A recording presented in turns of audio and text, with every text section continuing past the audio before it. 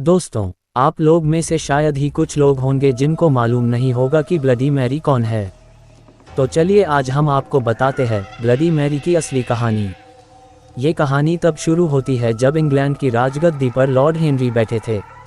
England की राजगद्दी साल 1509 से लेकर 1547 तक लॉर्ड हेनरी के हाथों में हुआ करती थी। राजा हेनरी की कई पत्नियां और एलिजाबेथ व मैरी नामक 2 बेटियां थीं। इनमें से मैरी राजा की पहली पत्नी की बेटी थी। लॉर्ड हेनरी को मैरी ज़्यादा पसंद नहीं आती थी, इसलिए वो उसके साथ बुरा व्यवहार करते थे।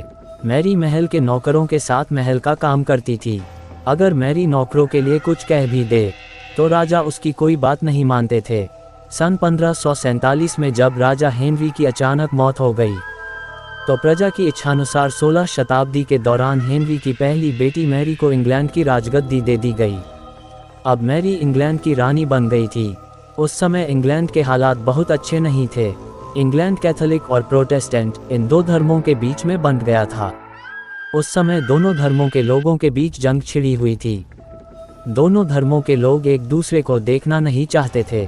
रानी मैरी चाहती थी कि पूरे इंग्लैंड में सिर्फ शांति हो, इंग्लैंड तेजी से प्रगति करे और वहाँ एक ही धर्म हो, लेकिन लोगों ने उसकी यह बात मानने से साफ इनकार कर दिया था। इससे नाराज होकर रानी ने उनकी बात न मानने वालों को मौत की सजा दे दी थी। वह ऐसे लोगों को जिंदा भी जला देती थीं। इंग्लैंड में हाहाकार मच गया, लोग मजबूर हो गए। रानी मैरी की इस क्रूरता की वजह से इंग्लैंड के लोग उससे नफरत करने लगे। ऐसा भी कहा जाने लगा कि रानी मैरी कुंवारी जवान लड़कियों के खून से नहाती थीं। उसका मानना था कि उनके खून से नहाने से वह ज़्यादा दिनों तक जवान रह सकती हैं। कुछ सालों बाद रानी मैरी ने शादी कर ली और कुछ समय बाद इंग्लैंड में एक खबर आई कि रानी मैरी गर्भवती हैं और जल्द ही उनके राज्य को उनका नया राजा भी मिल जाएगा। इस बात से हर सभी खुश हुए, लेकिन उस समय रानी मैरी के साथ बहुत ही अजीब घटना हुई। उनके गर्भ से किसी भी बच्चे का जन्म नहीं हुआ, बल्कि कुछ ही महीनों के बाद रानी मैरी का पेट फिर से सामान्य हो गया, जैसे कि कभी उसके पेट में कभी बच्चा था ही नहीं।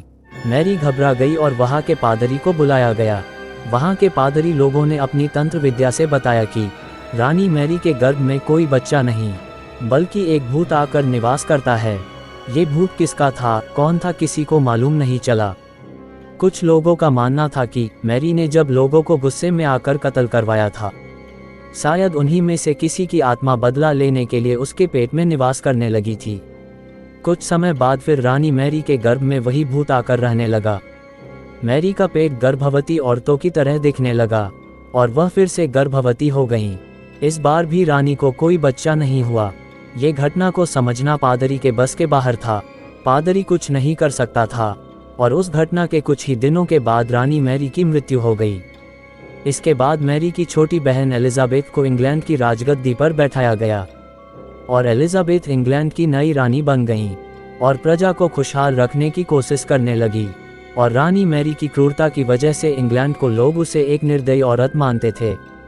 वहीं जब उसके गर्भ में बच्चे की जगह एक भूत का निवास होने लगा तो लोगों ने उसे शापित भी करार दे दिया और इसी वजह से उसे लोगों ने ब्लडी मैरी का नाम दिया है। क्या वो सच में शापित थी? अगर नहीं तो आज भी लोग उसको कैसे बुलाते हैं? क्या वो सच में लड़कियों के खून से नहाती थी और मरने के बाद की उम्र लंबी कर ली है? अगर नहीं तो आज भी बुलाने पर वो लोगों के सामने आ जाती है। दोस्तों, किसी अंधविश्वास में ना आए, ये सब करने से बचे। ब्लडी मैरी की कहानी हमें ये सीख देती है कि अपने निजी विचारों व सोच को लेकर दूसरे लोगों पर दबाव नहीं बनाना चाहिए। शांति और करुणा से लोगों का ख्याल रखना ही मनुष्य का धर्म है। दोस्तों, वीडियो लाइक, चैनल सब्सक्राइब जरूर कीजिए।